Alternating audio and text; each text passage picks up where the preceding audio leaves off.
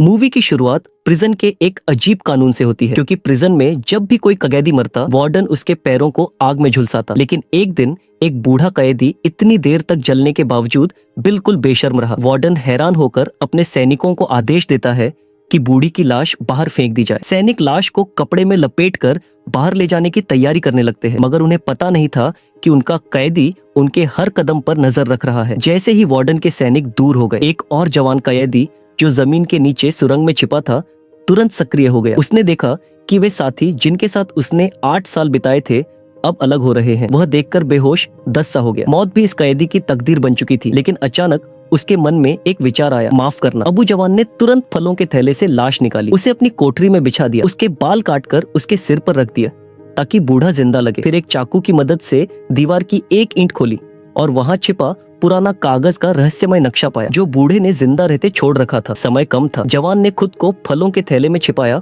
और जेल जाने का बहाना बनाया। यही उसका जेल से फरार होने का आखिरी मौका था। जब वार्डन वापस आया, जवान पसीने में भीगा हुआ, दिल की धड़कन तेज थैले में छिपा हुआ था। सैनिकों ने लाश के ऊपर एक भारी लोहे की गेंद बांधी और उसे समुद्र में फेंक दिया। जैसे ही लाश समुद्र में गिरी, जवान ने छुरी निकाली, रस्सी काटी और तैरते हुए उजली पानी की ओर निकल गया। जैसे ही सैनिक लाश के पास पहुंचे, उन्हें विश्वास ही नहीं हुआ। जिस बूढ़े को समुद्र में फेंकना था वह उनके सामने जिंदा था। वार्डन दीवार के पीछे छिपा रास्ता देखकर हैरान रह गया, लेकिन अब बहुत देर हो चुकी थी।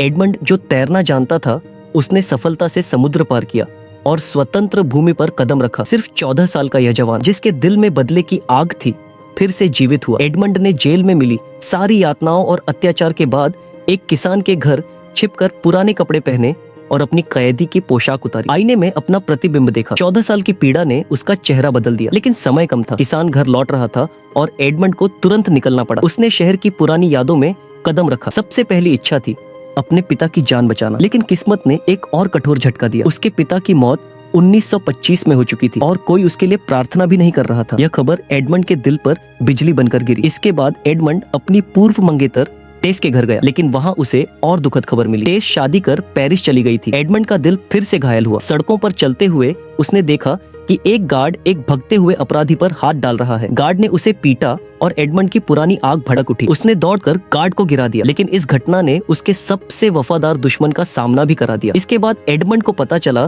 कि एक समुद्री जहाज अवैध माल ले जा रहा है। एडमंड ने अपनी समुद्री कौशल का इस्तेमाल करते हुए जहाज को नियंत्रित किया और उसे माउंट यरूशलेम ले गया ताकि वह पौराणिक खजाने की खोज करे। नक्शे के अनुसार पहाड़ के ऊपर एक खरगोश की आंख दिखनी थी। 20 कदम चलने पर वह खजाने का गुप्त दरवाजा देख सकता था। एडमंड ने पहाड़ खोजा, लेकिन कोई संकेत नहीं मिले। निराश होकर उसने कदम गिनने शुरू किए। 60 कदम अचानक पीछे से जैकब की आवाज आई। एडमंड सोचता है कि वह अपना समय बर्बाद कर रहा है, लेकिन जब वह पलटा तो 2 बड़े पत्थर उसकी नजर में आए। नक्शे के अनुसार खरगोश की आंख उसी स्थान पर थी। एडमंड ने धैर्य से पत्थर हटाए और गहरा गुफा खोजा।